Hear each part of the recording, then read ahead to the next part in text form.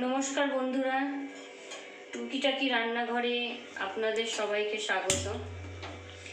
আজকে আমি বানাবো এই যে মেন ইনগ্রিডিয়েন্টস, এটা হলো ফুলকপি, অফ সিজনের ফুলকপি। তার জন্য আমি একটু লবণ জলে কুমকুম গরম জল করে নুন দিয়ে এটাকে ভিজিয়ে রেখেছি। আর এখানে লাগছে টমেটো, এই যে একটু আদা, রসুন, কাঁচা লঙ্কা, এই যে গোটা জিরে, গোটা ধনে, কালো জিরে, হলুদ, কাশ্মীরি মির্চি, মটরশুঁটি, ধনেপাতা, আলু, পেঁয়াজ, আর হলো মাছ। এই যে মাছ। এখন আমি তেল গরম করতে দিয়ে দিয়েছি। তেলটা গরম হোক, ততক্ষণ আমি একটা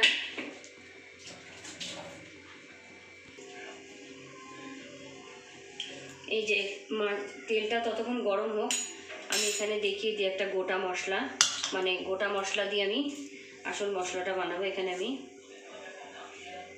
3 পিস মাছের করব, আর ছোট একটা ফুলকপি, তাই বেশি মশলা হবে না। এই যে হাফ চামচ জিরে নিলাম, 1 চামচ গোটা ধনে, এই যে 2টো কাঁচা লঙ্কা, আদা, এখানে 10টা মতো রসুন আছে, রসুন, আর এই যে একটা মিডিয়াম সাইজের টমেটো, এটাকে আমি কেটে এর মধ্যে দিয়ে দিলাম। দিয়ে একটা আমি পেস্ট বানিয়ে নেব একটু জল দিয়ে। ততক্ষণ মাছটা ভাজা হোক, এই মশলাটা আমি রেডি করে নিই। আমি কড়া করে ভেজেছি, কারণ ফুলকপি দিয়ে আলু দিয়ে মাছ দিয়ে তো একটু মাছটা কড়া করে ভাজলে ভালো হয়।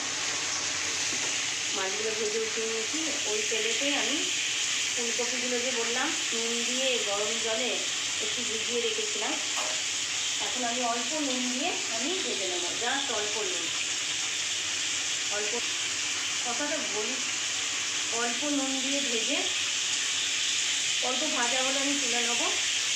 তারপরে আমি এই যে আলুগুলো রেখেছি, আলুগুলো ভাজবো। এখানে মাছ, ফুলকপি, আলু সব ভাজা হয়ে গেছে। এবার রান্নাটা করা, আমি অল্প কালো জিরে দিয়ে দিলাম। মাছের ঝোলে কালো জিরের টেস্ট একটা আলাদা।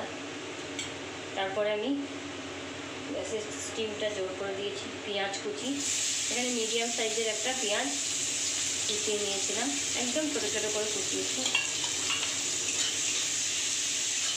একটু লাল লাল করে ভাজা করে নেব। লাল করে ভাজা হয়ে গেলে তারপর আমি এক এক করে সব মশলা দিয়ে দেবো। ভাজা হয়ে গেছে দেখুন। এবার আমি এই যে পেস্ট মশলাটা যে করে রেখেছি, এখানে জিরে, ধনে, টমেটো, আদা, রসুন, কাঁচা লঙ্কা দিয়েছি 2টো, এটা আমি ঢেলে দেবো।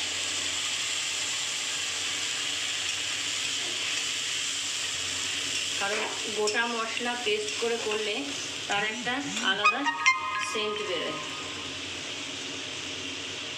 আমি একটু অল্প জল দিয়ে দেবো। এই যে আমি এখানে গরম জল করেই রেখেছি, আমি রান্নাতে বেশিরভাগই গরম জল ইউজ করি।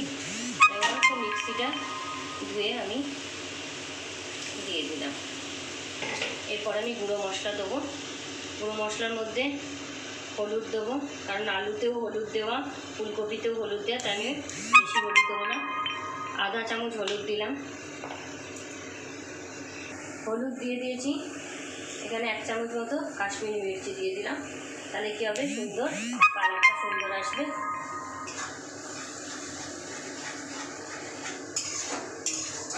এই সময়তেই আমি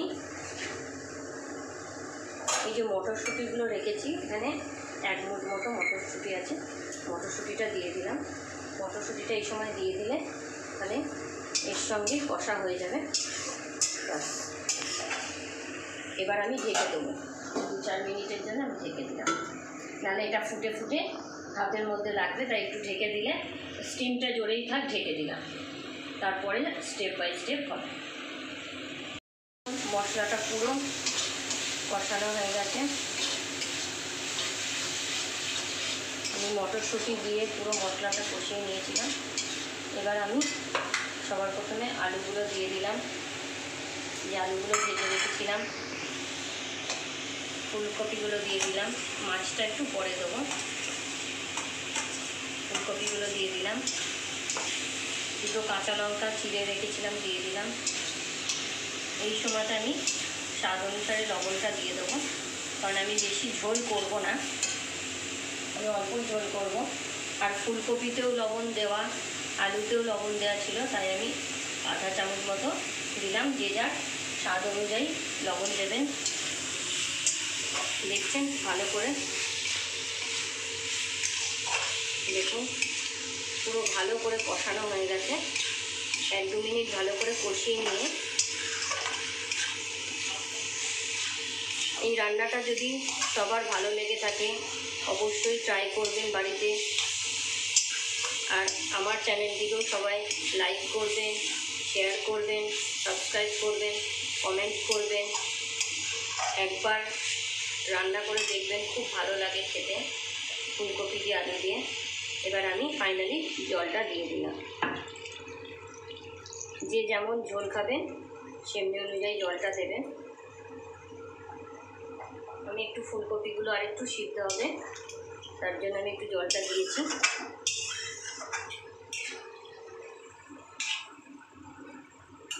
আমি একবারে মাছগুলোও দিয়ে দেবো।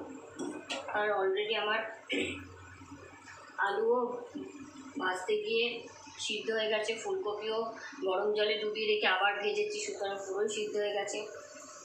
মাছের পিসগুলো আমি এইভাবে একটু জায়গা করে দিয়ে দেবেন, এইভাবে উল্টে পাল্টে, তাহলে মাছের পিসের মধ্যে ঝোল ঢুকে যাবে। দেখুন বেশিক্ষণ না, 3-4 মিনিট মতো ফুল স্টিমে একটু ঢেকে দিলেই হয়ে যাবে। তারপর নামাবার সময় ধনেপাতাটা দিয়ে দেবো। পুরো আলু ফুলকপি মাছের তরকারি একদম রেডি। যে আরেকটু মানে গায়ে মাখা খেতে চান সে সেরকম করবেন। এবার লাস্ট আমি শুধু ধনেপাতা দিতে বাকি আছে, আমি ধনেপাতাটা দিয়ে গ্যাসটা বন্ধ করব।